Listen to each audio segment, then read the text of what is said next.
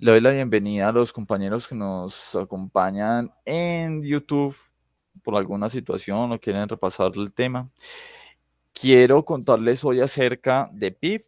Lo último que voy a tratar acerca de este tema es un repaso pequeño acerca de PNB y PIB. PNB es Producción Nacional Bruta. ¿Alguien me recuerda más o menos qué se diferencia eso de Producto Interno Bruto? ¿Alguien me quiere ayudar con esa recopilación?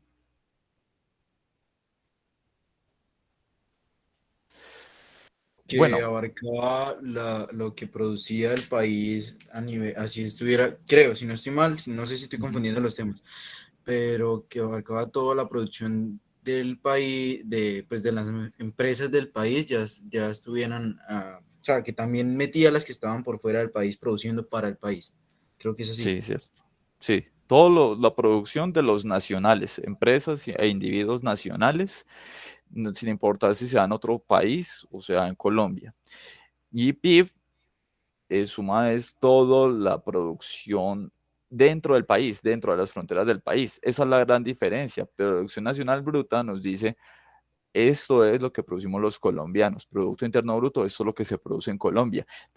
Antes era lo mismo, pero en la actualidad no es lo mismo, porque con el comercio internacional hay empresas estadounidenses, canadienses, sudafricanas, coreanas que llegan a Colombia a producir y también las colombianas pueden ir a producir a otro lado.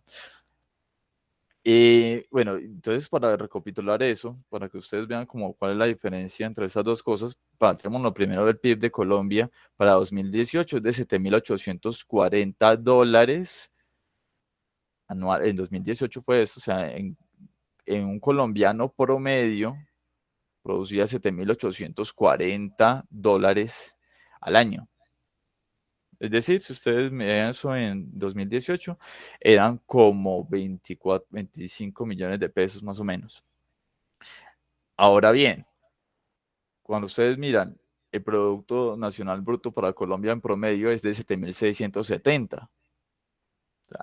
En Colombia se producían 7.840 en las fronteras nacionales, pues, mientras que los colombianos 7.670, esa diferencia de $170, lo que significa es, en Colombia se produce más de lo que producimos los colombianos en el resto del mundo. Bueno, en Colombia, colombianos y extranjeros producen más de lo que producen los colombianos en el mundo.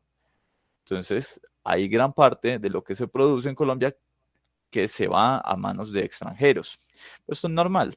Miren Estados Unidos, por ejemplo, viene el caso contrario. Ellos producen dentro de Estados Unidos se producen $55.900 al año por cada habitante, pues. Mientras que los norteamericanos, los estadounidenses, producían 56.400. Una diferencia ahí, ¿no? ¿De cuánto? De 56.400 a 55.900. Bueno, esa pequeña diferencia lo que dice es, los norteamericanos producen más en el resto del mundo, afuera de las fronteras de Estados Unidos, de lo que otros ciudadanos de otros países producen dentro de la frontera de Estados Unidos. Es decir, tienen una importancia en el resto del mundo, mientras que en Colombia es un país más que, que le sirve de hospedaje a otros países para generar más. Pero esto lo vemos para todos los países de Latinoamérica. Venezuela tiene un Producto Interno Bruto promedio de 14.000 hasta el 2013 más o menos, que es la última vez que se hizo la medición en Venezuela. 14.000 de Producto Interno Bruto, mientras que después, cuando vemos el Producto Nacional Bruto, 13.900. Es decir, producen más los extranjeros dentro de Venezuela. Pero para Argentina, 9.330. Argentina, otra vez vemos acá, 9.740. Aquí la brecha es más grande, ¿la ven? Brasil, Producto Bruto, 11.200. Brasil, Producto Nacional Bruto, 10.900. ¿Sí ven que es una constante? Pero hay una constante, la diferencia aquí, Chile, Colombia, Venezuela, Uruguay, Brasil, Argentina, es de 500, 600, máximo por ahí $1000. Pero hay un país que se llama Timor-Leste, que miren la diferencia. Miren ustedes el Producto Nacional Bruto, 1.500 para 2018. Y miren el Producto Interno Bruto para ese año, 978. Y para los años anteriores a esto, desde 1999 hasta 2018, miren acá y miren el Producto Nacional Bruto. ¿Alguien averiguó por qué se dio esta situación? Profe, yo lo explicaba la vez pasada y era porque mm, que no había apoyo de otros países extranjeros frente a ese país. Se habían salido toda la comunicación y todo eso. La verdad no sé, no supe por qué fue, no me acuerdo, no me acuerdo por qué fue, pero esa era la razón, que decían que ellos no, pues que se mantenían en ese rango porque no tenía apoyo al extranjero.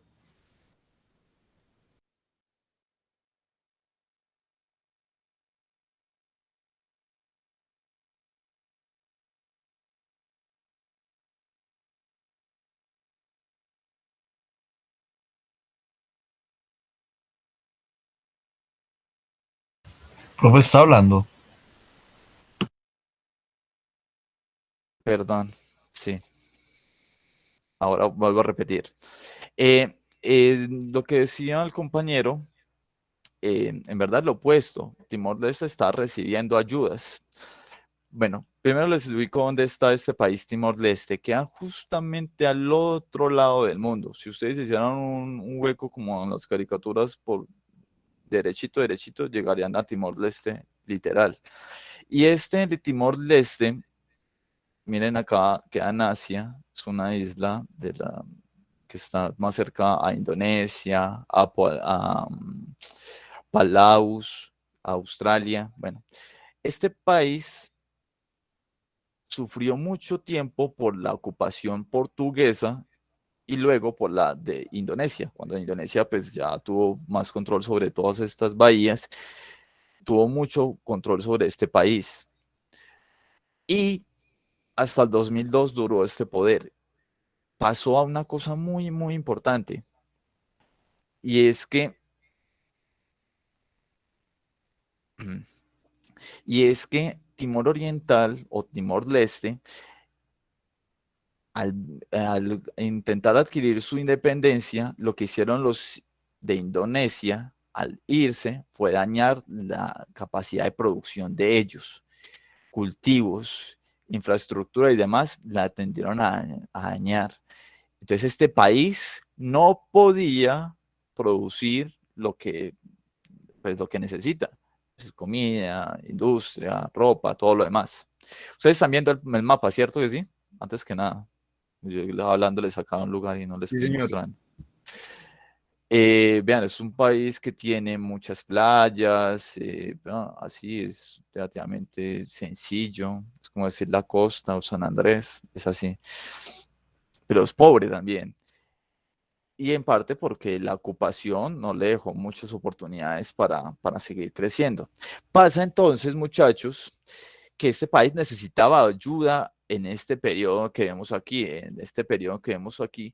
necesitaba ayuda. La producción estaba muy bajita, muy, muy bajita, 978 ha sido, pero los ingresos sí eran altos. Ahora, ¿por qué se da esto? Porque como el país necesitaba ayuda, lo que hicieron fue transferirle ayuda a este país y transferirle recursos, transferirle ¿cómo se dice? Mucho, sí, muchas mercancías y demás.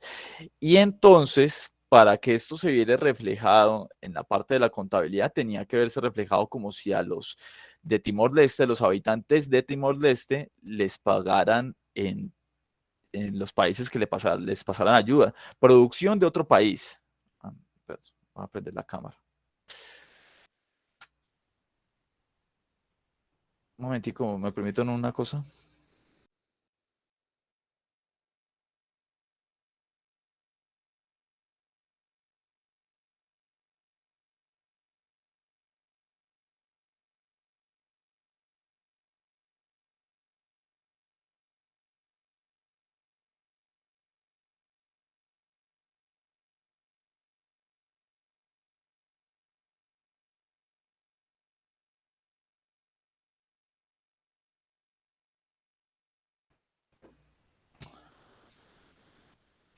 Bueno, ya volví, perdón. Estaba solucionando un tema técnico. Perdónenme, vuelvo al tema. ¿Sí me están escuchando, chicos? Sí, señor. Bueno, entonces pasaba lo siguiente con Timor-Leste. Cuando el país, Timor-Leste, requería mercancías, requería medicinas, necesitaba alimentos que no podía producir por las distintas complejidades que se estaban dando y además que los de Indonesia dañaron muchos cultivos, entonces los países extranjeros, sobre todo europeos y Estados Unidos, mandaron ayuda de manera de ingresos. Entonces todos esos ingresos llegaron allá y obviamente tenían que verse de alguna manera reflejados y se vieron que en los ingresos de los ciudadanos.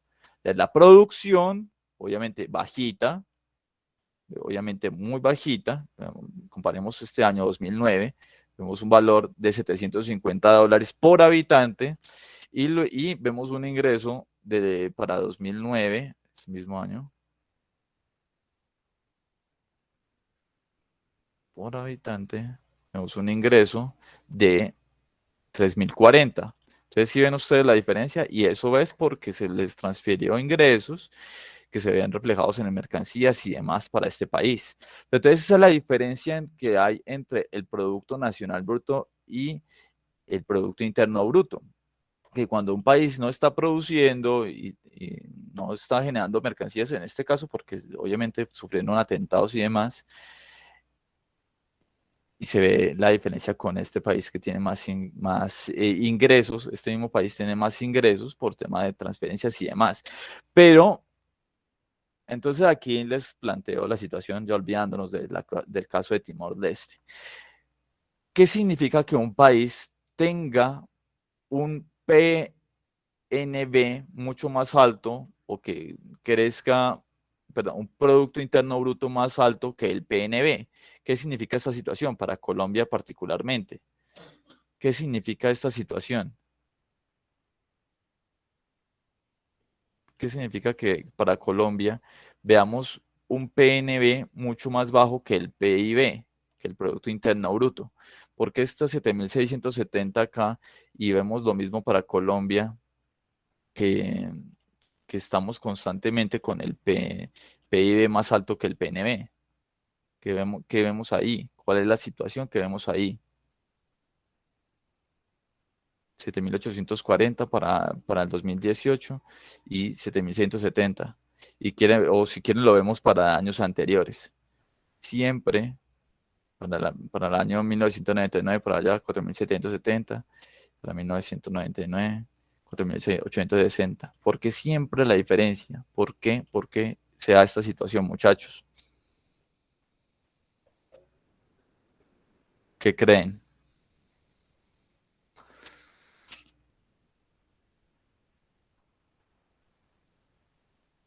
Ustedes no sé si ya han escuchado alguna vez ese dicho de que la economía va bien y el país va mal. ¿Ya han escuchado alguna vez? Yo sí lo he escuchado, pero nunca lo he entendido, bro. Pues esto es más o menos como esto.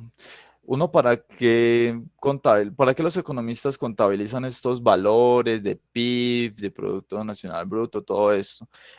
Esta situación, toda esta contabilidad no se hace solamente por contabilizar, sino que es una medida de qué también están los ciudadanos de un país y, en un momento y después cómo evoluciona ese bienestar. Es como una primera aproximación a medir el bienestar de un país y para allá vamos enseguida. Cuando un país, cuando un país supuestamente va bien, es porque su economía va bien, ¿cierto? Es como que la lógica. Pero muchas veces la lógica no se cumple y es que muchas veces el crecimiento, por ejemplo, de la producción dentro del país se va a bolsillos de otros ciudadanos y esta producción de acá no se ve reflejado en los ingresos del ciudadano colombiano, se va a ver reflejado pues en que se acá adentro y con los recursos de acá adentro se producen mercancías para los bolsillos de los ciudadanos de afuera, contrario a lo que vemos, por ejemplo, para un país como Estados Unidos, como les mostraba antes, donde se produce más para los ciudadanos de Estados Unidos afuera que lo que producen los ciudadanos extranjeros dentro de Estados Unidos. Entonces, ese es el punto, ¿no? Que sí, la economía crece, ay, sí, el PIB crece, pero ¿para quiénes? ¿Acaso es para nosotros? Pues aquí se ve que está creciendo, es para los que están, los que son de afuera. Son siempre $200, 200 tanto dólares, a $170, que se van es para bolsillos de ciudadanos extranjeros. Ese es el punto, ese es el punto. Cuando dice la economía va bien, pero el país va mal, es que sí, crecen los ingresos, los productos y todos, pero ¿para quién va eso? Aquí a manos de quién llega eso. Bueno, me volví muy tendencioso, muy complicado lo que les acabo de presentar. ¿O qué creen, muchachos?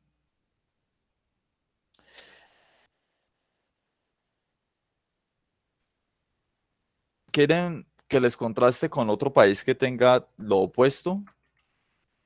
Veamos lo opuesto, que es un país que, por ejemplo, ve un producto, un producto interno bruto de $49.000 y cómo se ve el Producto Nacional Bruto. Sí, sí, sí. Sí, profe. Miren Japón, $50.500 y 49.000, son $1.500 que se están recibiendo de afuera, los ciudadanos japoneses en promedio obtienen, mientras que, ¿no? Mientras que en Colombia vemos lo opuesto. Es un país que está produciendo más por los extranjeros y este está produciendo más en los países extranjeros que lo que producen allá adentro. Para eso es que se mide el Producto Interno Bruto y el Producto Nacional Bruto. Y esa brecha entre las dos cosas, la diferencia entre las dos cosas nos dice, este país es un país que tiende a producir más afuera o es un país que tiende a que le produzcan más internamente dentro del mismo. Bueno, no es fácil, no es difícil de entender esa situación, ¿cierto, chicos y chicas?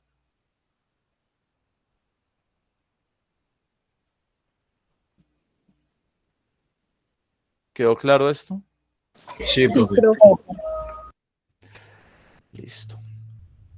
Bueno, entonces eso es lo que quería pues cerrar del tema de Timor-Leste y la diferencia entre Producto Nacional Bruto y Producto Interno Bruto. Y quiero emparejar este tema con lo que va a ver enseguida, que es Producto Interno Bruto per cápita, es decir, por cabeza, y el bienestar económico. Bueno, quiero seguir, aquí ya les expliqué esto, quiero seguir explicándoles por qué voy a hablar de PIB per cápita y bienestar económico. Voy a mostrarles enseguida cuál es la relación estadística que hay entre mayores ingresos per cápita con los niveles de ingresos, perdón, los niveles de bienes y servicios con los que cuenta un país y a la vez el bienestar entonces con el que cuenta ese país. Que esos bienes y servicios se traducen en que menos niños caen enfermos, más niños pueden acceder a la educación, más ancianos son cuidados. Todo eso obviamente es también producto de que el país produce más bienes y servicios. Eso no se niega, por eso es que el PIB es un buen indicador de arranque para hablar de bienestar económico, pero de arranque nomás, porque les voy a mostrar otras cosas. Ahora bien, entonces como les mostraba, cuando el PIB cuando se habla de PIB, se habla de todas las sumatorias de toda la economía entre todos los ciudadanos que hay en un país. Por eso es que el PIB de China es una cosa enorme, gigantesca y todo, pero porque China tiene 2.000 millones de habitantes. Y si lo comparan con el PIB de Suiza, dirán, no, pues Suiza es mucho más chico. Pero ya entonces cuando ustedes quieren comparar cuánto recibe cada habitante, requiere hacer un promedio. Ahí entonces entra a jugar este indicador que se llama PIB per cápita, el Producto Interno Bruto que le corresponde a un ciudadano promedio. Entonces lo que tiene que hacer, obviamente, es dividir el PIB sobre el número de habitantes que tenga un país. Entonces ahí obtiene un indicador que le dice, hombre, en promedio, un ciudadano de este país obtiene tanta plata. Es lo que estábamos viendo ahorita. Entonces, les voy a mostrar más o menos cómo se relaciona eso con el bienestar del país. Un indicador muy sencillo, del bienestar de un país, y es cuántos niños se mueren por cada 1000 que nacen. Esta es niños de edad de 0 a 5. ¿Cuántos se mueren en comparación con los 1000 por cada 1000 que nacen? Un país como Somalia se estaban muriendo en 2018 119 niños de entre 0 y 5 años por cada 1000. Mucho, ¿cierto? Por cada 1000 nacidos que se mueran 119. Importante cifra, ¿no?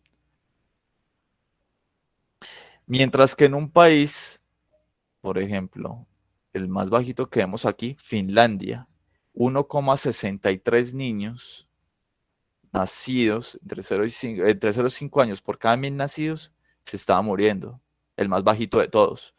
Y si ustedes miran el ejemplo para cada país de África, para cada país de Asia que lo vemos en rojo, cada país europeo que lo vemos en amarillo y latinoamericano que vemos en verde, americano en general que vemos en verde, vemos una relación más o menos lineal, no sé si la vean, y es que entre cada vez que un país obtiene más ingresos, lo vemos en el eje X, más y más ingresos, aumentan sus ingresos promedio, es decir, aumenta su PIB per cápita. Asimismo, el número de niños que se mueren entre 0 y 5 años comienza a caer. Ustedes ven la relación ahí negativa, ¿cierto? ¿Se alcanza a observar? Sí, señor. Entre más ingresos tiene, menos niños caen muertos. Muy fácil de observar allí en esta gráfica, ¿cierto? Pero ustedes dirán, bueno, ese es un indicador. Veamos otro. ¿Cómo está la expectativa de vida? Midiéndolo con el ingreso. Entonces, aumenta el ingreso y miren que la expectativa de vida en países, por ejemplo, más pobres como Lesoto, África, República Central Africana, Somalia otra vez, está por allá menos de 60 años, mientras que países más ricos, como por ejemplo Singapur, Luxemburgo, Irlanda, tienen ya unos niveles más altos. El más alto de todos es Japón, 84,8 años. Son 30 años de vida o más en promedio por cada habitante. Eso es bienestar también, ¿cierto? ¿Por qué? Porque eso es resultado de que también a los ancianos se les cuida más, se les ayuda más y obviamente no se les abandona, ¿cierto? Entonces eso es un indicador del bienestar económico. ¿Cierto que sí? ¿Quién hace la pregunta? Profe, ¿cómo está Colombia? Para yo poder. Ah, sí, Colombia está. ¿Quién me hace ese favor? Profe, ¿y Colombia cómo va? Ah, gracias, muy amable por la pregunta. Entonces, Colombia, busquémoslo. Busquemos a Colombia. Colombia está acá. 80,2 años. No está tan mal en este indicador. Pero ustedes si ven para otros países, sobre todo los africanos, ese indicador va mal. Entonces, entre más ingresos tiene un país, aparentemente está. Ahora bien, entonces, muchos economistas de hace muchos años decían, pues el mejor indicador del bienestar en una nación, y hay muchos todavía que hablan de eso, es cuántos ingresos recibe el país, cuánto Producto Interno Bruto recibe el país. Y al final de cuentas, eso por persona se va reflejado, obviamente, que haya mayor bienestar y a la vez que haya mayor expectativa de vida, menor mortalidad infantil y demás. Pero les voy a mostrar otro indicador que ustedes no, me van a decir, aquí no hay esa relación. Les voy a mostrar el indicador de índice de democracia. Índice de democracia es la capacidad de las personas de participar, de hacer elecciones, de tomar decisiones, que no haya autocracias, que mejor dicho, entre más alto esté, pues mayor democracia hay en el país y por eso es que vemos que los países europeos están acá arriba, alto, tienen buena democracia, mientras que hay ciertos países asiáticos como la China, que obviamente allá no hay ni elecciones ni nada por el estilo, Arabia Saudita, Emiratos Árabes Unidos, todos estos países árabes que tienen un índice de democracia bajísimo, porque no tienen capacidad de elegir. De hecho, mujeres que no tienen capacidad de elegir ni siquiera, y las casan muy jóvenes y demás. Entonces, díganme acá, ¿dónde se ve el bienestar acá? Donde un país, por ejemplo, como Arabia Saudita o además que las mujeres no pueden ni siquiera conducir. Ahí entonces, ¿dónde se ve el bienestar y cómo el PIB lo muestra ahí? Aquí hay una relación tan simple o tan fácil de demostrar como la vemos con la expectativa de vida y con los, los niños, de la mortalidad de niños. ¿Cómo se ve aquí la relación? ¿Es algo visible o no?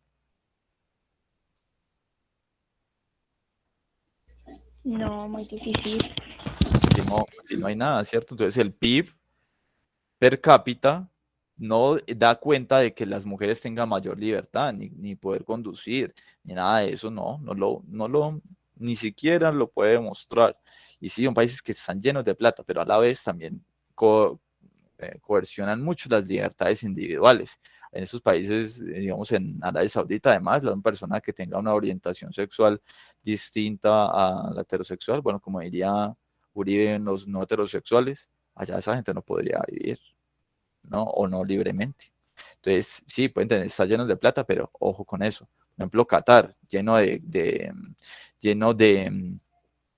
qué? Dios mío, ¿cómo se dice? Lleno de esclavos y con un poco de, de esclavitud moderna, africanos e indios, y mírenlo allá con uno de los ingresos más altos del país, del mundo. Ojo, entonces otros economistas comenzaron a decir, hombre, el ingreso per cápita, el PIB per cápita, no es lo mismo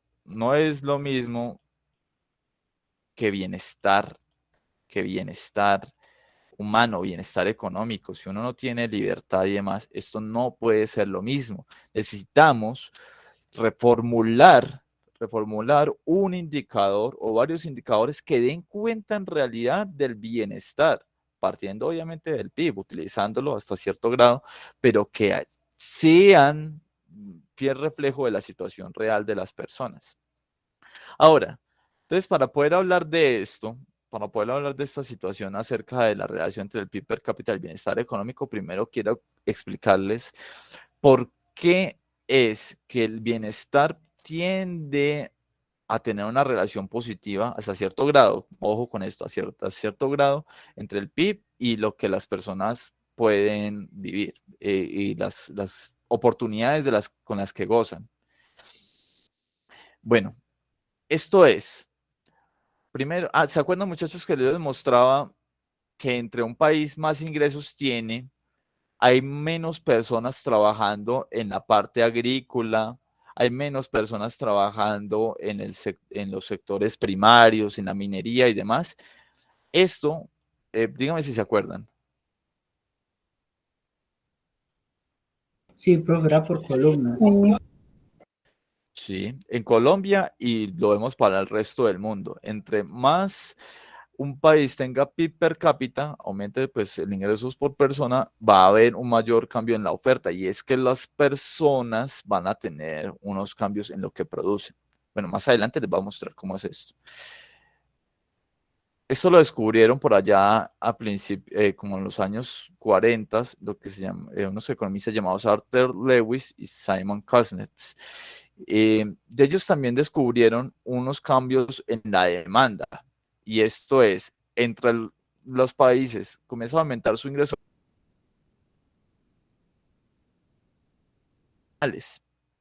también alteran la composición interna del gasto nacional bruto, o sea, hacia dónde se va la plata, pues de lo que uno produce o todos producimos. Y a la vez también vemos crecimiento en la demanda de bienes de procedencia extranjera.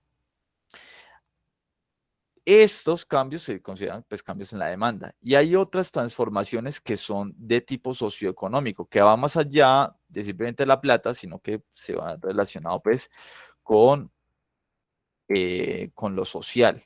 Por ejemplo, cómo las personas se ubican en ciudades, eso se llama urbanización, cambios en la distribución personal, funcional y espacial de la renta, de los ingresos, mejor dicho, cómo se ve distribuida esa renta en distintas otras funcionalidades. Y la transición demográfica, obviamente, si tienen más bienestar, pues van a tender a tener menos hijos. Es una cosa rara. Diría la gente, entre más plata, más hijos tienen. No, ustedes lo ven en países desarrollados, entre más plata tienen, más tienden a tener menos hijos. De hecho, es un problema en Japón enorme y es que ya no hay casi nacimiento de niños y le están dando plata a las personas jóvenes para que los tengan. Eso se está bien y se ve mucho, pero todavía les voy a explicar más adelante por qué. Empecemos primero por los cambios en la oferta. Bueno, muchachos, me disculpan un momento. Ustedes me están entendiendo cuál es mi objetivo acá con todo esto, ¿sí? Primero les estoy explicando cómo el PIB per cápita se relaciona con el bienestar económico y después les muestro que estas dos cosas puede que como no están tan estrechamente, o mejor dicho, perfectamente relacionadas, nos inventamos otros indicadores que dan cuenta pues de las diferencias que hay entre las dos cosas. Pero primero partamos de lo que sí están relacionados, el PIB y el bienestar, ¿sí? ¿O alguien se perdió? Claudia.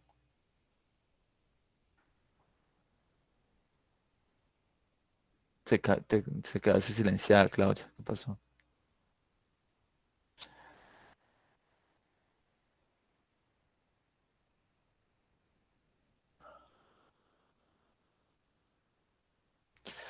Bueno, volvamos. ¿Sí me están entendiendo? ¿Sigo adelante? Sí, profe. Listo. Entonces, miren, vamos a mostrar esto pues en nuestras grafiquitas que me dijeron que les gustaba. Entonces, cada país, esto no solo Colombia, sino que cada país, entre aumenta su ingreso per cápita, es decir, la producción nacional bruta dividido entre el número de habitantes, lo comienza a crecer esto en el tiempo, cada vez hay menor participación de los sectores primarios de la producción. Esto es la agricultura, la extracción de materias primas, como petróleo, como gas, y también la piscicultura y también la silvicultura, que es el cultivo de árboles y demás para la tala. Veámoslo en nuestra tablita. Nuestra tablita.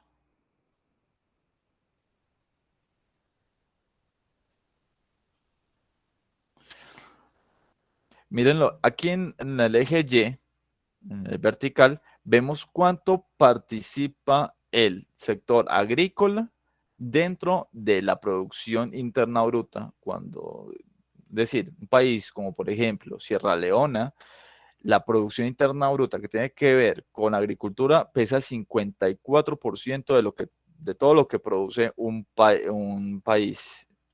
Aquí lo vemos todavía en Sierra Leona, perdón, pesa 54.3 de lo que produce una persona promedio en este país, Sierra Leona. Entonces, básicamente la mitad de lo que produce es comida, en promedio, pues.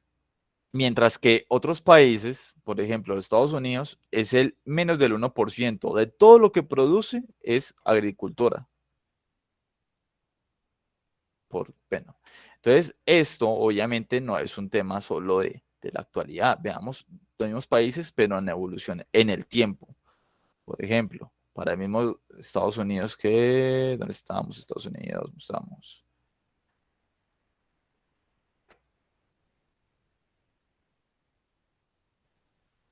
Estados Unidos comienza a aparecer acá. Era 11.2% por allá en 2002. Y esto comenzó a caer, a caer, a caer, hasta que tengamos ahora 0.92. Si ven ustedes, muchachos, que entre el país comienza a generar más y más y más producción, tiende a ser cada vez menos la participación de lo agrícola. ¿Por qué es esta situación? Y no, mire que no es un tema solo de Estados Unidos o de Colombia, es una cosa regular de todos.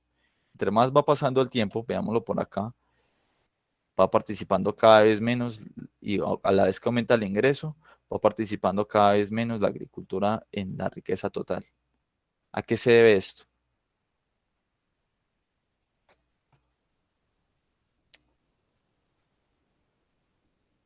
¿Quién tira globos? ¿Quién tira teorías?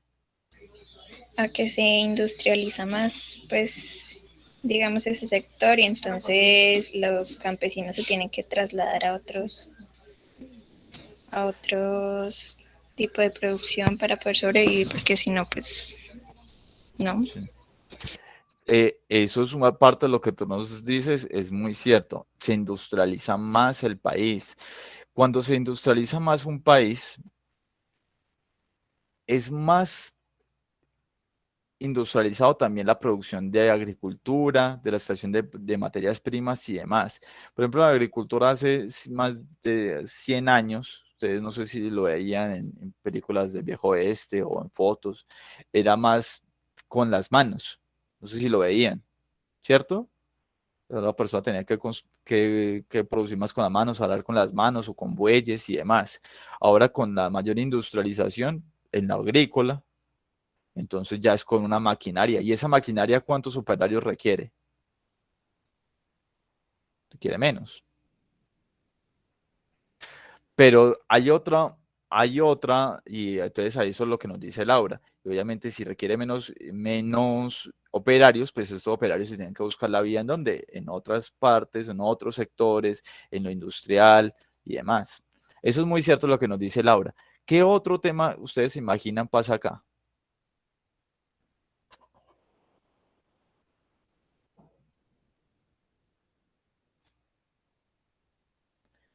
¿Los spoileo, les cuento o espero que ustedes me tiren las teorías?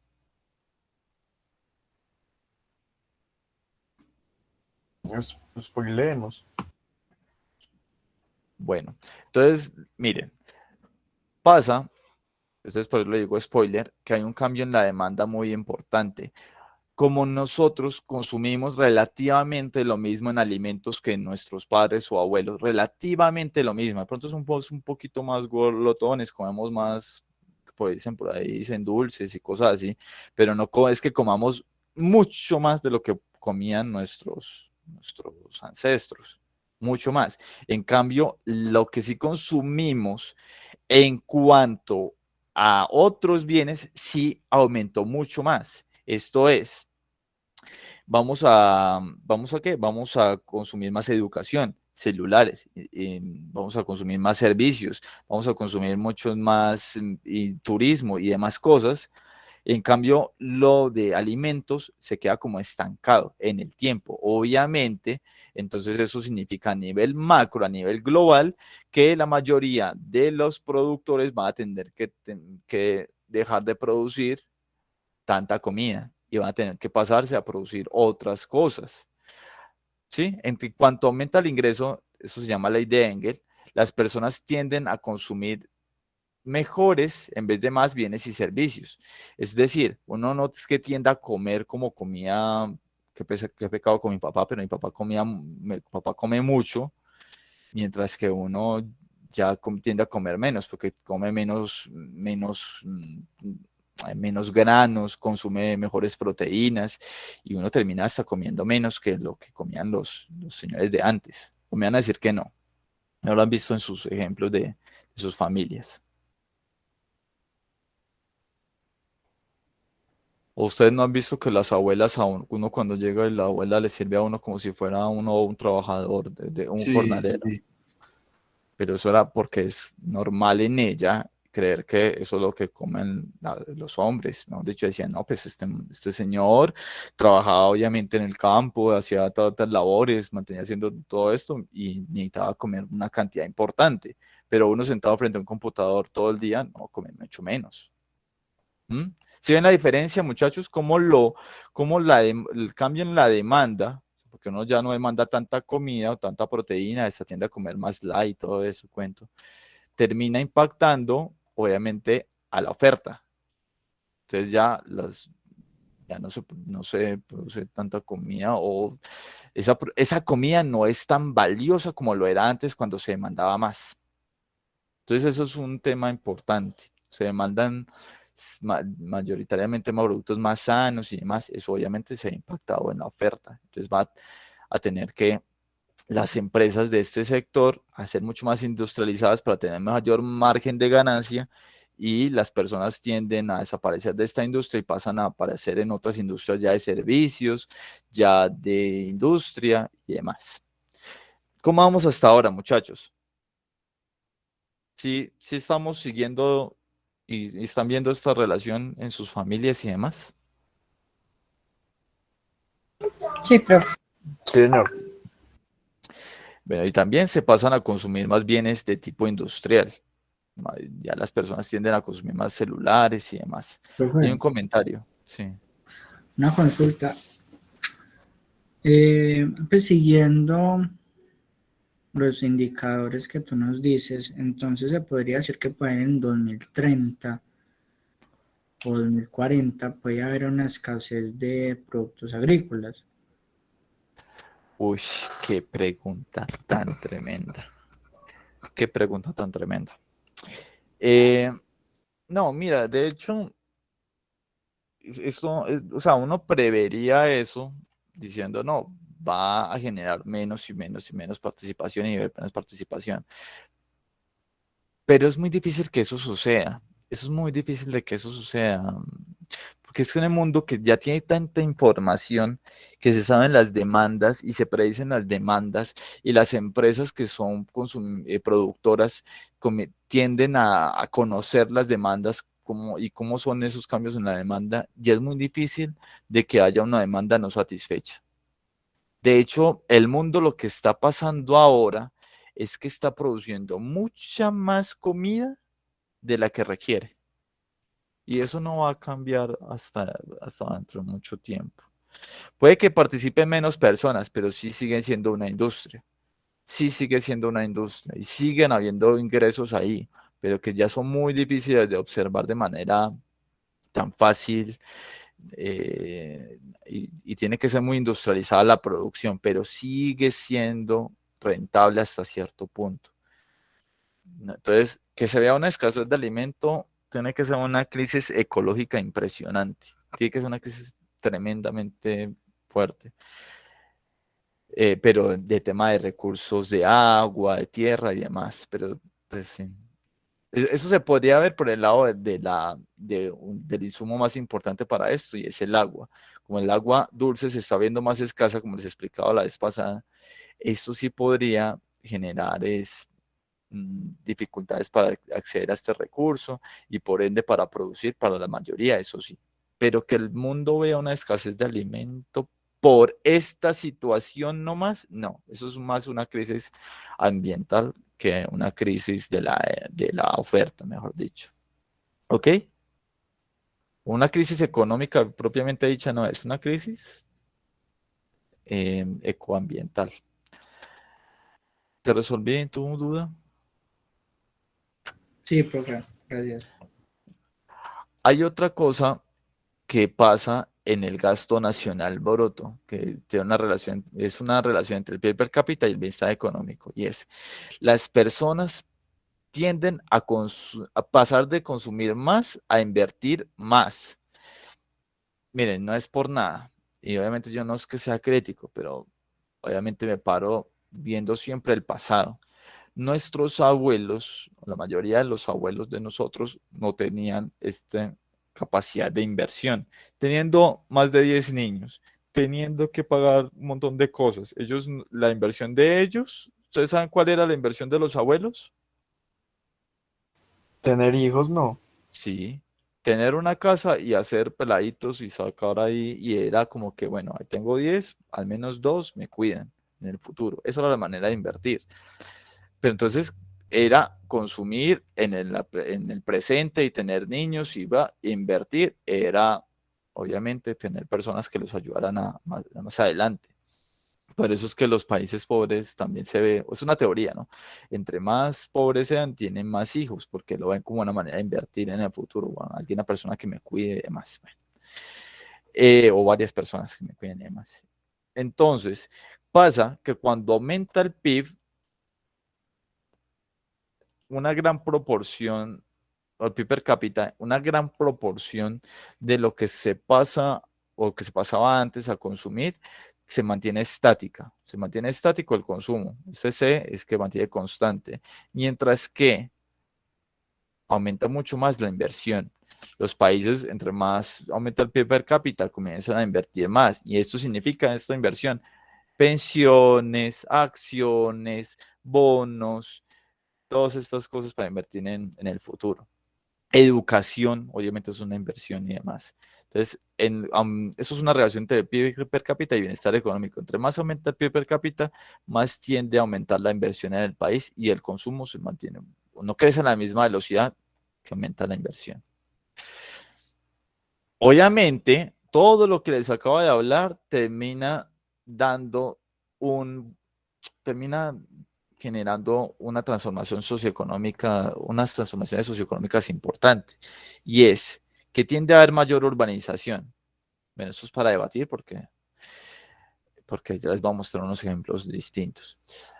Esto es, al cambiar la demanda de bienes y la distribución productiva, cambia el espacio donde habita la gente. Entonces, volvamos al tema anterior. Cuando cambia la demanda, las personas tienden a pedir no tantos productos de tipo agropecuario, sino que tienden a pedir mejores y tienden a pedir como la misma cantidad, pero en mejores condiciones. Entonces dicen, ay, yo no quiero gluten, ay, yo no quiero con grasas trans, ay, que yo no sé qué. Pues obviamente, pues tiende a reducir el número de personas que están en la agricultura, porque se vuelve más industrializado, entonces contratan menos. Y estas personas que sí tienen que buscar la vida, estos trabajadores que tienen que buscar la vida y demás, tienen que decir, bueno, yo tengo que trabajar en algo, no hay trabajo en la agroindustria ni en la agrícola, me voy obviamente para la ciudad, a la industria, a buscar empleo. Eso se llama urbanización. No sé si lo hayan visto, miren Manizales cómo crece, y miren, no sé si ustedes conozcan esos pueblitos que cada vez son más chiquitos. Yo vengo de un pueblo que tiene menos habitantes de cuando yo nací.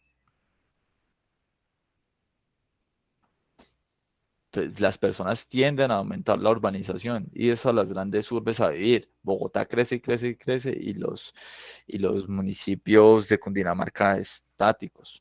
Bueno, muchos de ellos. Medellín crece, crece, crece y los otros municipios tienden a ser más chiquitos. ¿Lo han visto? Bueno, y lo agrícola, cada vez lo rural se hace más y más pequeño.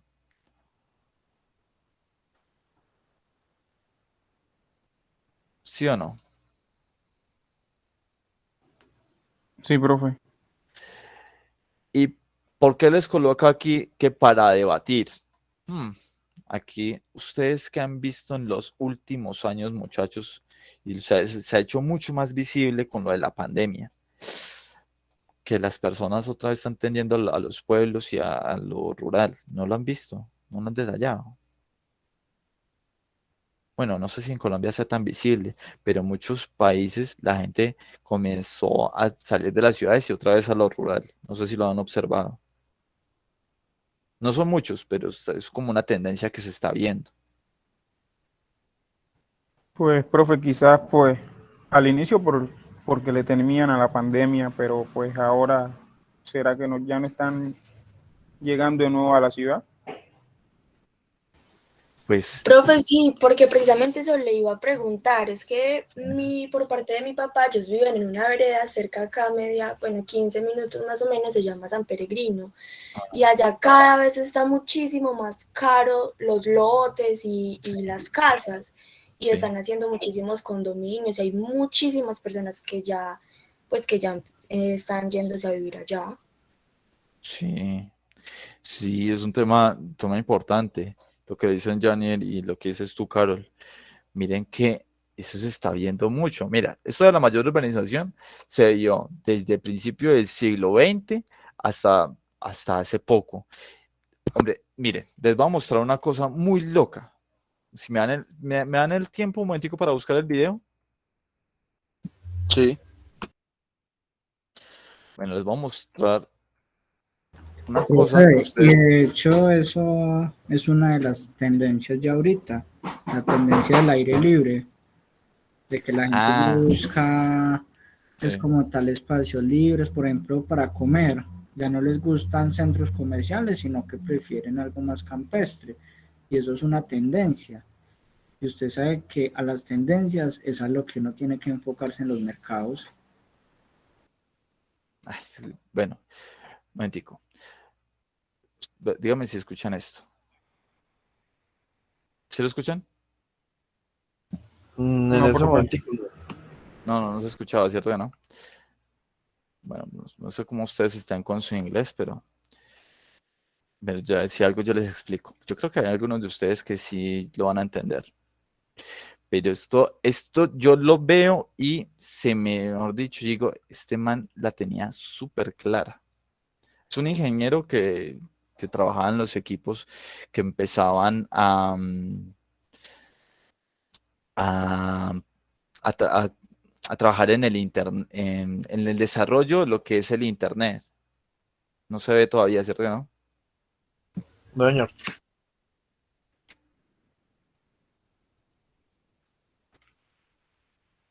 Voy a ponerlo otra vez. Bueno,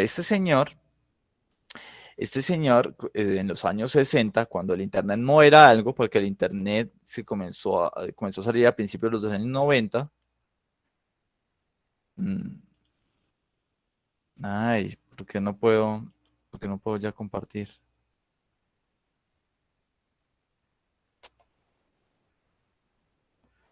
Chicos, momentico, me desconecto desde el computador para volver a conectarme desde el computador. Solo un momento, no me, no me extrañe, ya vuelvo.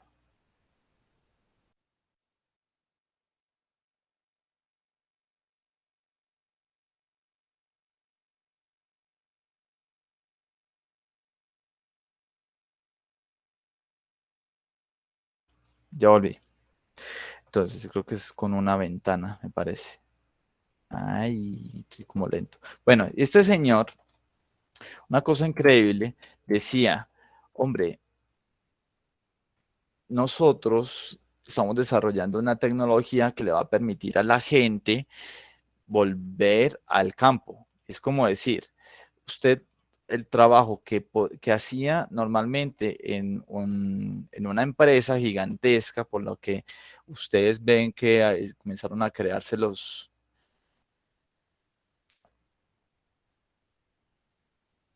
que comenzaron a crearse todos esos edificios gigantes en Nueva York y demás. No sé si ustedes lo han visto, cuando en los años 20 comenzaron a crearse todos esos. Amor, ¿cómo es que se comparte con sonido? Ah, ahí está, listo. Bueno, ya logré. Bueno, ahora sí lo escucho. With that movie 2001, you're ¿Sí? Sí, señor. projecting us into the 21st century. I brought along my son Jonathan, who in the year 2001 will be the same age as I am now. Maybe he will be better adjusted to this kind of world that you're trying to portray. The big difference when he grows up, in fact, if we wanted to wait for the year 2001, is that he will have in his own house, not a computer as big as this, but at least a console through which he can talk to his friendly local computer and get all the information he needs for his everyday life, like his bank statements, his theater reservations, all the information you need in the course of living in a complex modern society. This will be in a compact form in his own house. He'll have a television screen like these here and a keyboard, and he'll talk to the computer, get information from it, and he'll take it as much for granted as we take the telephone. I wonder though, what sort of a life would it be like in social terms? I mean, if our whole life is built around the computer, do we become a computer-dependent society and computer-independent individuals? In some ways, but it will also enrich our society because it'll make it possible for us to live really anywhere we like. Any businessman and executive could live almost anywhere on Earth and still do his business through a device like this. And this is a wonderful thing. It means we wanted to be stuck in cities, we better live out in the country or wherever we please, and still carry on complete interaction with human beings as well as with other computers. Gracias, Jan. Bueno. Mi señora sí supo cómo era la vuelta. Muchas gracias. Agradezco a ella, por favor. Bueno, yo le agradezco. Gracias. Que gracias, amor.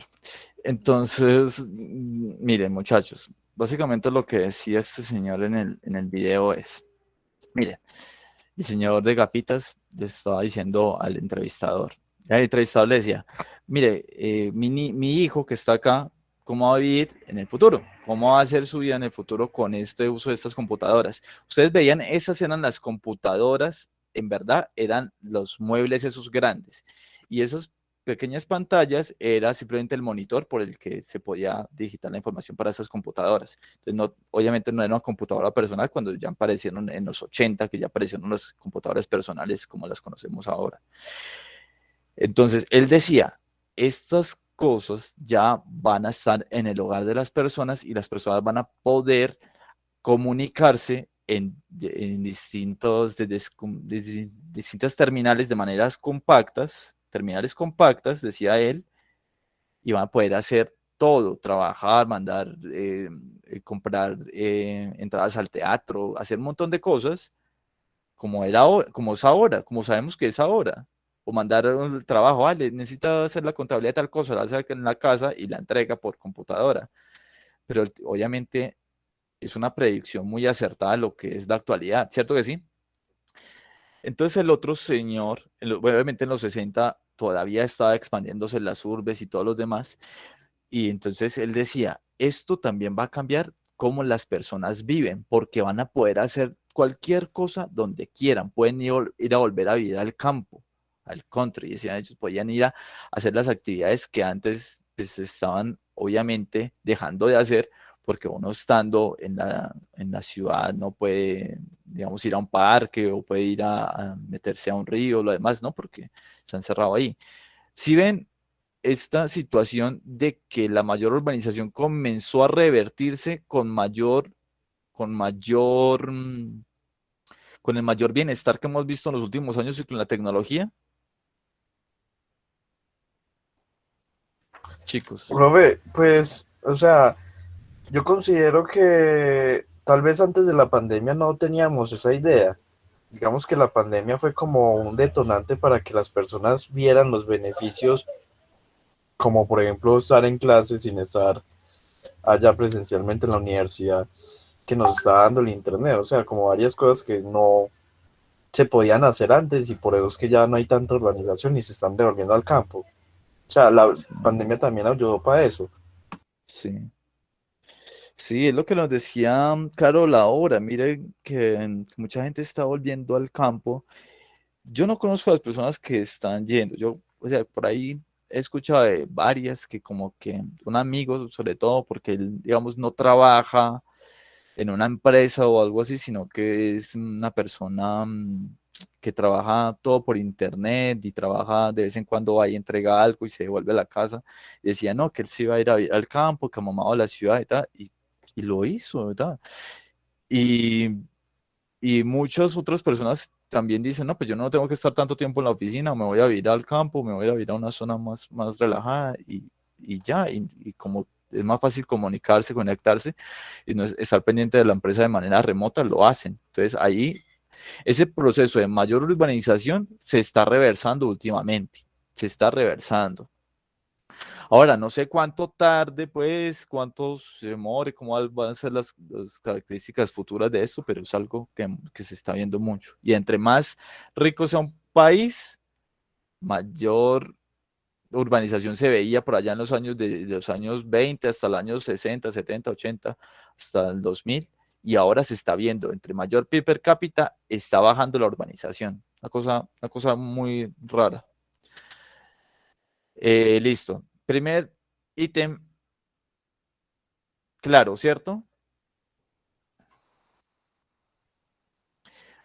Hay otro, el segundo ítem es cambios en la distribución personal, funcional y espacial de la renta. Renta es ingreso.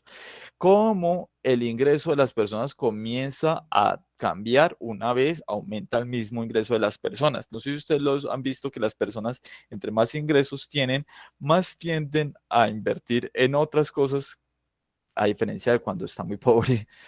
Y esto es, cuando la persona está muy pobre, invierte la mayoría de plata pues en los servicios y en la comida y tal. Y cuando ya comienza a tener más plata, esto mantiene el lema proporcionalidad de estas dos cosas básicas y comienza a invertir más en su educación, también comienza a invertir más en servicios y demás.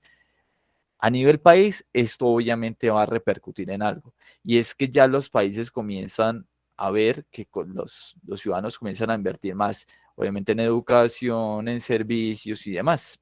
Y entonces esto, obviamente es muy importante para el bienestar de las personas. Y por último, en estas transformaciones socioeconómicas vemos la transformación de la pirámide poblacional. No sé si ustedes sepan qué es una pirámide poblacional. Hagan de cuenta que esto es una pirámide, ¿sí?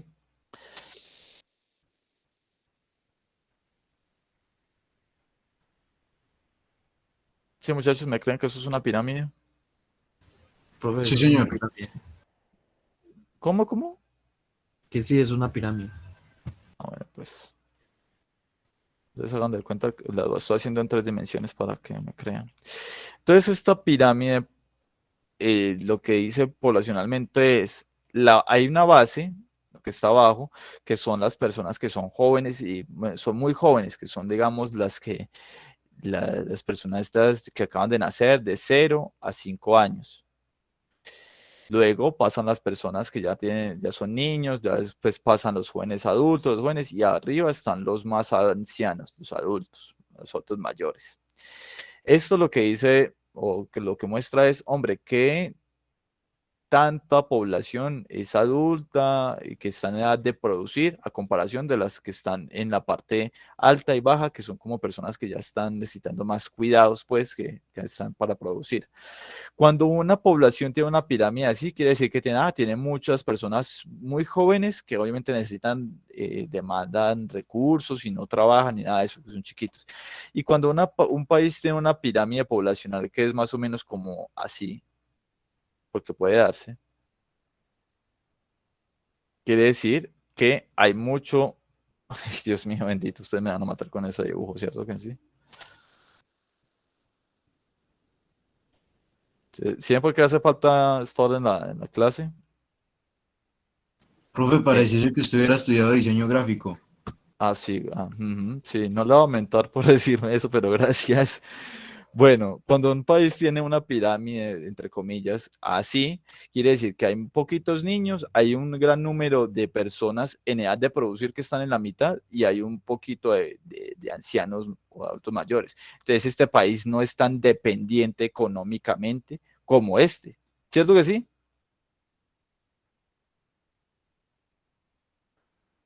Puedes repetirlo, profe. Bueno, este país que vemos aquí a la derecha del país, coloquémosle 2, y este es el país número 1, ambos tienen distinta pirámide poblacional. El número 1 tiene poquitas personas de 0 a 5 años, que no son para producir ni nada por el estilo, y pocos niños de 5 a 18, digamos, y ya de 18 a 60 años, si ya vemos una cantidad importante de personas que están ya para producir y producen y están para trabajar y demás. Cuando comparamos el país número 1 con el país número 2, que tiene muchos niños, demasiados niños, entre esta 0,5 y de 5 a 18, pongámosle, que no trabajan, y en cambio hay un montón esta es la proporción de personas que sí trabajan, y hay una buena cantidad de ancianos, de adultos mayores, más de 60 años, pues entonces estas personas que están en la mitad, estas personitas que están en la mitad, que son la etapa productiva, son mucho menos en proporción de las que que necesitan pues cuidado y demás. Entonces, el número 2 tiene un mayor grado de dependencia económica, se llama esto así. Esto es, necesita mucha producción para irse a mantener a los grupos más básicos de la nación. Y pues sí, ¿y esto qué significa, muchachos? Que no se puede invertir. Y estas personas de acá son trabajando y trabajando para sostener a estas personas que están aquí. ¿Sí me entienden ahora? Y en cambio el número 1 tiene muchas personas que están produciendo a mayor ritmo, porque ya están en edad de trabajar. ¿Sí? Esto se llama dependencia económica. Ahora sí, Sebas. Sí, sí, señor, es que estaba ahí viendo que Colombia está como en el 1. Más o menos, porque ya hemos pasado por estamos Sí. pasando por la transformación. Miren ustedes, ¿cuántos tíos pueden tener ustedes? Bueno, pronto ustedes no tanto, más yo. Yo tengo más de 20 primos, tíos. más de 20 tíos, porque los abuelos míos tenían de a 10, 11, de 11 hijos, mientras que ahora los primos y demás tienen uno, máximo dos hijos. Obviamente, cuando uno ve la evolución de esto y va viendo la evolución de esto en los diferentes años, pues esto quiere decir que una pirámide poblacional que antes estaba así, pasa a estar así. O sea, pasa del número 2 al número 1. Eso se llama transformación de la pirámide poblacional. Y es que han cambiado muchas cosas. Han cambiado muchas cosas porque las personas ya tienden a tener menos hijos, porque obviamente tienen con mayor conciencia y ya no se ponen a tener como si fueran animalitos y que pareciera que no tuvieran televisión ni radio. Y estas personas, ya las personas actualmente ya no tienen tantos niños y obviamente va a caer este número permanentemente. Ahora, bien. Va a haber un tiempo en que esto va a reflejarse en menor dependencia económica porque cae la base, ¿cierto que sí? Menor dependencia económica porque cae la base. ¿Cierto que sí, Profe, muchachos? Díganme que están entendiendo. profe, sí, pero eso no, a futuro no podría ser malo. Claro. Porque va a haber un momento en cuando la gente ya no tenga más niños y ya estos adultos de acá 59, dentro de unos 10 años ya sean muy, muy ancianos. Y estas personas, ¿quién va a producir para cuidarlos a ellas? Ahí está la transformación de la pirámide poblacional. Por ejemplo, en Japón, ahora lo que sufren es, voy a seguir compartiéndoles una noticia. Eso es lo que pasa como en países europeos que dicen que quieren que vaya gente y que yo no sé qué para que reproduzcan, pues se supone, Sí. Miren, para por que ejemplo, sí, claro, es que eso es lo que pasa. Y ellos también están diciéndole a las personas que no están teniendo, o sea, a los jóvenes, le están diciendo, por favor, ténganlos y nosotros le damos un año de licencia de maternidad. Vayan a tanto a hombres, a los padres y a las madres, obviamente. Miren, por ejemplo, lo que está pasando en Japón. Antes estaban de a 2 hijos por mujer y comenzó a caer a 1,36 en 2019. Entonces, esta situación pues se va a ver reflejado más adelante, bueno, ¿y quién va a producir en estas empresas que están y va a mantener a estas personas adultos mayores después? ¿Quién? Ah, y mira Estados Unidos cómo ha caído de harto, desde 3,65 a 1,70. Tremendo, ¿no? Bueno, entonces, eso es una transformación socioeconómica importante, la transformación de la población poblacional que tiende a hacerse más bajita en la base, o sea, más angosta en la base y tiende a hacerse más gruesa en la parte de arriba. Y eso es una parte, es una transformación importante.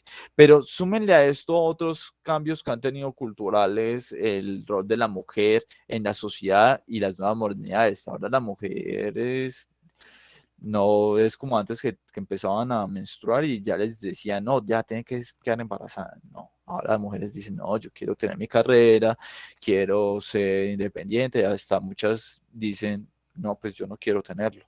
Así pasa mucho en la actualidad. ¿Cierto, chicos? ¿Chicas? profe, una pregunta. Mm, Pues yo me puse a ver y pues según eso todos los países están bajando mucho. Por ejemplo, en los 60 México y Colombia y Costa Rica eran como de a 6 hijos.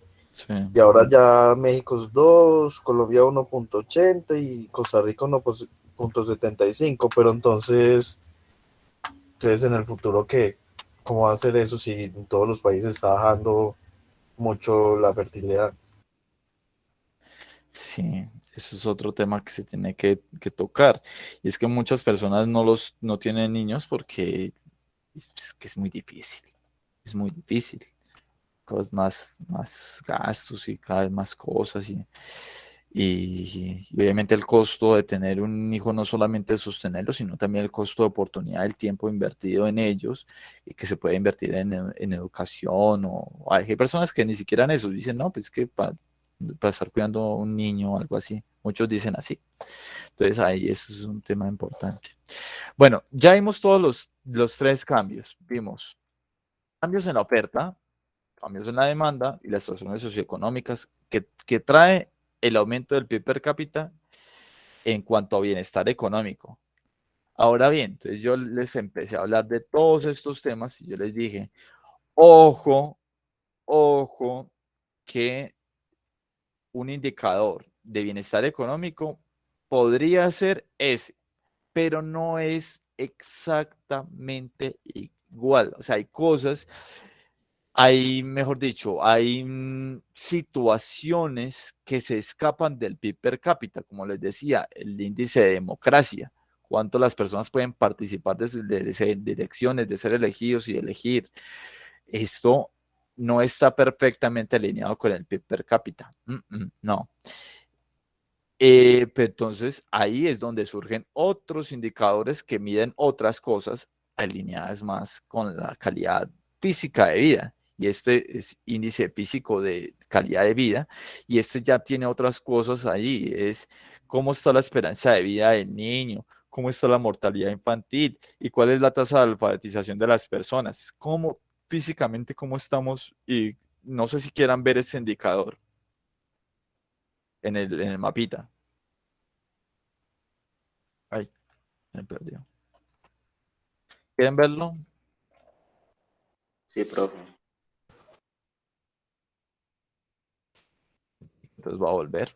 Bueno, entonces volvamos aquí para volver a hablar de esto. Índice de desarrollo humano, índice de desarrollo de género, índice de pobreza humana, índice de adelanto tecnológico. Todos estos son índices que son muy parecidos, pero tienen ciertas características que los hacen un poquito distintos. Entonces, volvamos primero con este índice de, físico de calidad de vida. Entonces, vamos a ver.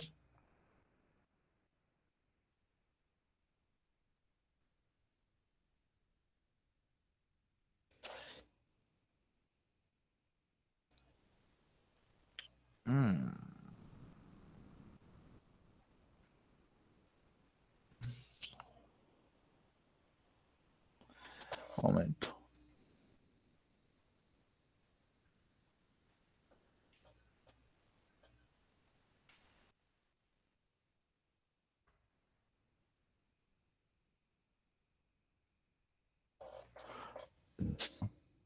No, vamos a ver más adelante. Ay, no. No, bueno, ese índice físico de calidad de vida no está en Gapminder. Este lo que hace es hacer un ponderado en la esperanza de vida de un niño cuando nace, la mortalidad infantil y la tasa de alfabetización adulta. El índice de desarrollo humano utiliza el PIB per cápita, parte de ahí, pero le agrega otras cosas, y es la esperanza de vida al nacer y el nivel cultural. Veamos este índice de desarrollo humano. Yo creo que sí, este sí.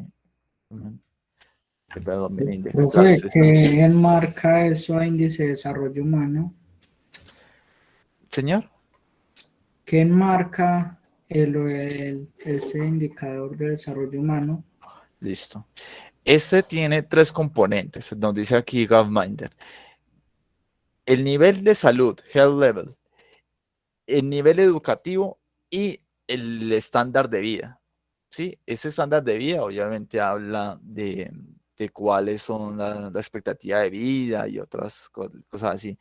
Cuando pongamos en el eje X el ingreso per cápita, miren que está muy, muy de la mano, ¿cierto que sí? Va muy de la mano, ¿cierto que sí? Ahí como muy parecido. Pero entonces miremos un país como Qatar. Qatar, que tiene un alto nivel de PIB per cápita, está al mismo nivel que un país como Rusia, y que tiene mucho menos ingresos. Tiene menos de un tercio de los ingresos Rusia que Qatar, y está en el mismo nivel de calidad de vida. Entonces, ¿qué quiere decir esta situación? Que aquí, sí, tienen la plata, tienen mucha plata, pero no están invirtiendo lo suficiente en salud, no están invirtiendo lo suficiente en educación, sobre todo en mujeres, como lo hemos dicho aquí en los países árabes, y tampoco pues en la expectativa de vida. Mientras que pronto hay otros países que si bien no tienen el mismo nivel de ingresos que Qatar, por ejemplo, como por ejemplo este país que es Alemania, o los nórdicos, Noruega, o también Suiza, Irlanda, están invirtiendo mucho más en el bienestar de las personas que esos que tienen plata. Entonces, no sé, me parece a mí. Entonces, por eso esta relación es que decimos, no no todo, es decir, no, es que tengo plata, tengo plata, tengo plata, tengo plata, pero tal vez como lo invertimos en el bienestar de las personas. Lo que empecé a decir yo, el país, la economía bien, pero el país va mal. Esto es más o menos este indicador. Por ejemplo, Guinea Ecuatorial, un país que tiene 20.400 de PIB per cápita, o sea, casi el triple que Colombia, casi el triple en promedio, y está en índice de desarrollo humano muy por debajo de lo que está Colombia, Colombia mismo que está por acá. Nuestra Colombia, acá está. ¿Sí ven? Esta es la situación que se da. Chicos, entonces voy a adelantarme, pausa para break y ahora volvemos en 10 minutos, o sea, a las 8:05. Bueno, señor. O, Bueno, señor. o nos vamos derecho hasta donde nos deje. ¿Qué dicen las chicas y los chicos? No, profe, 10 minuticos si quiere, descanso. Listo. Entonces 10 minuticos. 10 minuticos pues.